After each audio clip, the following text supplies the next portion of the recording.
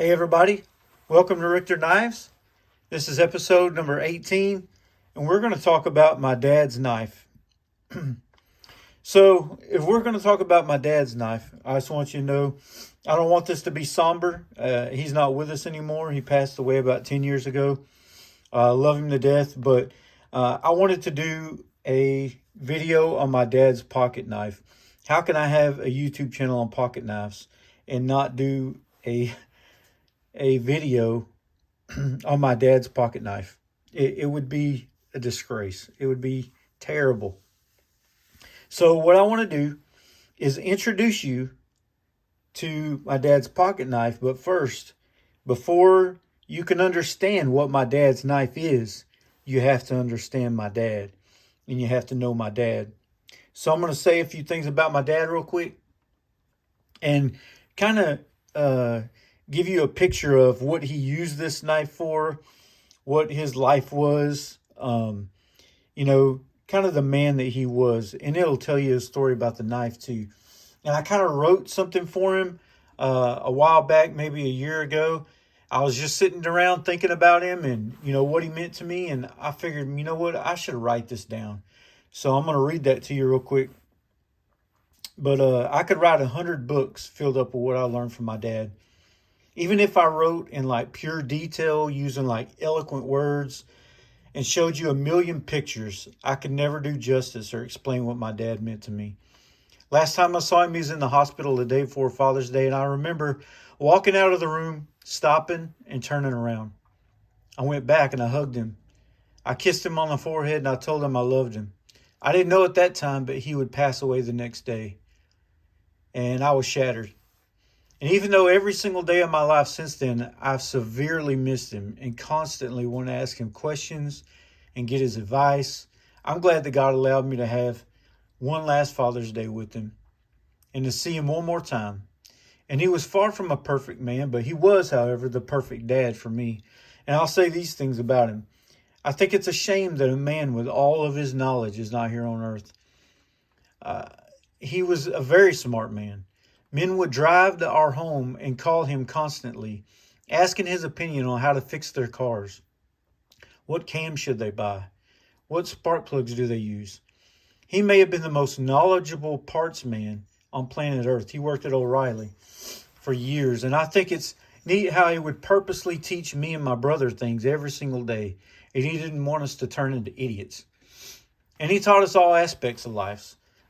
My mom and him would sit us down at the table and ask questions, teach and explain morals, rights and wrongs, and, give advice. He taught us hunting, shooting, how to care for tools. He whooped our tail with pure skill and power. You knew you were in for a tough time whenever you heard that belt whip through those blue jean belt loops. And he could just give you a stern stare and I'd get the hint and straighten up. He was a man's man, very tough, very masculine. He wore boots and jeans most of the time. And he was old school in his ways and had strong convictions. He was quiet unless you got to know him. But if he trusted you and let you in, you were a friend for life. He always stood for what he thought was right. And Daddy had a great sense of humor and had a knack for making people laugh when he wanted to. He never allowed me to be a sissy.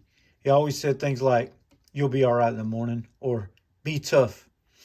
He always said, Indians never cried on TV. So he said, "Be like an Indian."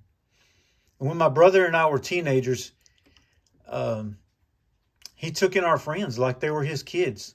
He grounded one of my friends and my brother one time for playing tug of war with the riding mowers.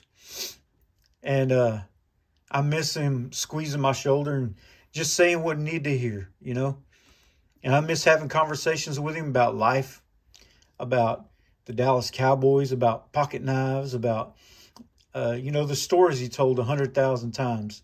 I miss watching him come home from work and empty his pockets. I miss laying under the truck, changing a flywheel and laugh about him cussing because the bolts weren't in the right size.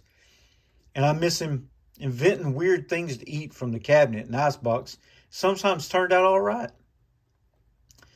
I miss him yelling at the TV when Earnhardt took the lead or the Cowboys scored a touchdown. I miss him giving me the stare down when I would step on a stick in the woods. And I miss him playing River Raid on Atari. I miss him saying, tuck your shirt, turn your head around. My mind is just shooting back and forth right now, trying to fit all what I thought of him into this. And it's impossible. He was a great dad, loved his grandkids. He would have done anything for my mama. And the void will never be filled on this earth in my heart without him here. And sometimes I think I can't do it without him. But then other times I remember he taught me the things that he did just because he knew he wouldn't be here one time. And I'd have to do this all without him. So many times I think of how immature I was when I was with him and how I wish I could see, he could see me now and finally see the fruit of what he taught me as I've grown older and more like him. I miss him and just want to honor him today. And, you know, I can't wait to see Jesus either, because when I do, I'm going to thank him for choosing the exact person I needed to live my life as my dad. So I miss him unmeasurably. What you see here in front of you is my dad in these pictures here. He was, like I said, a man's man. You could tell with the collar up and the shirt unbuttoned and the sleeves rolled up. He walked around. He was a man's man. He was tough.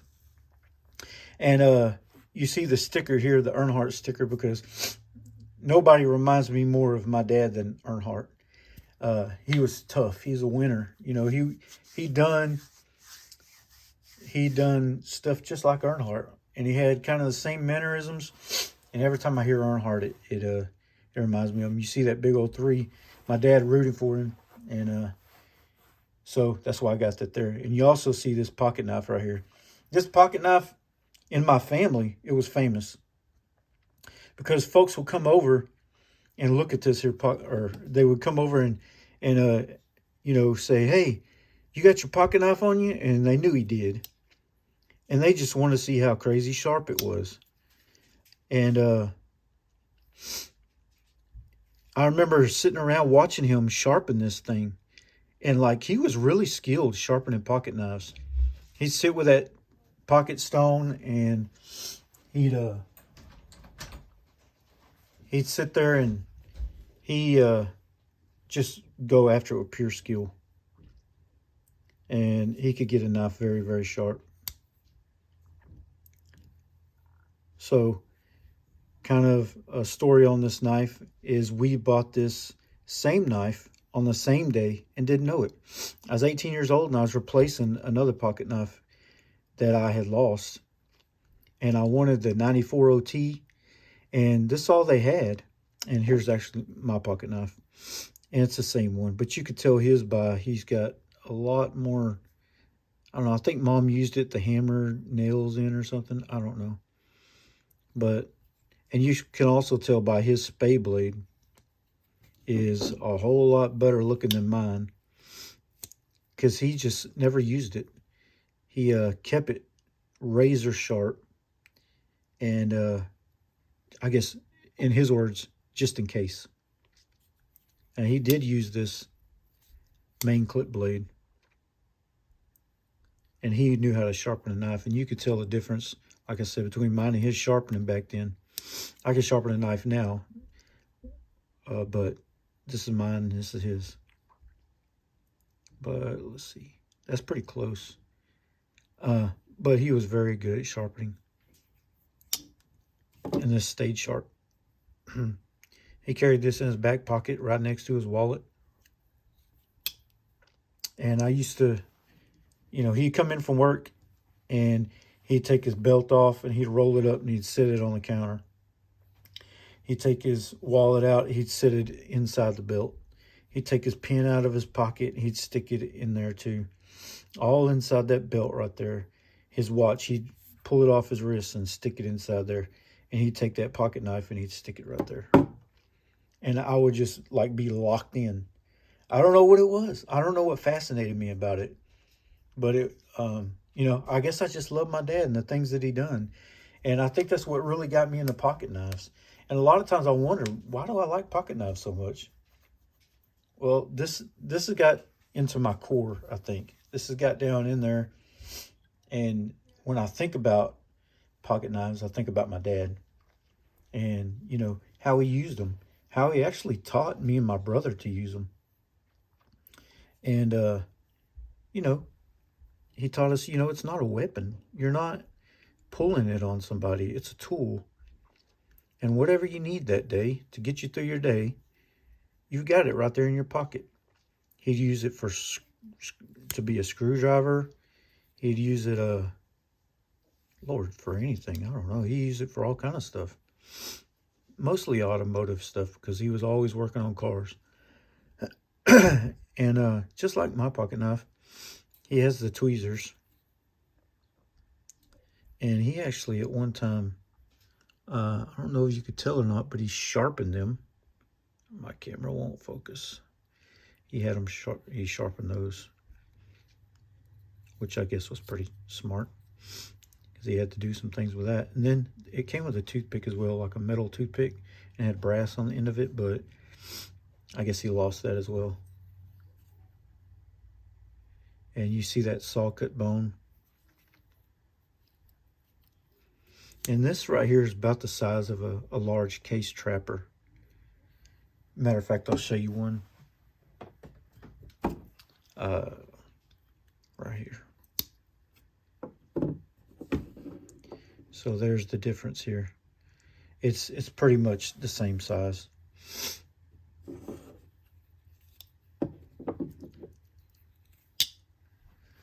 But yeah, I just wanted to make sure that I had this in my playlist, my dad's pocket knife. And I didn't want this to be sad because I'm not sad, about my dad. I wish he was here. But at the same time, I'm glad that I was able to, for him to be my dad. I was blessed for that. So here's his pocket knife. And to me, this just should be Excalibur. To me, this is, priceless. You couldn't buy this with millions of dollars from me. And that's a fact. But there it is. There's my dad's pocket knife. And there you go. Love you, Dad. This is Richter out.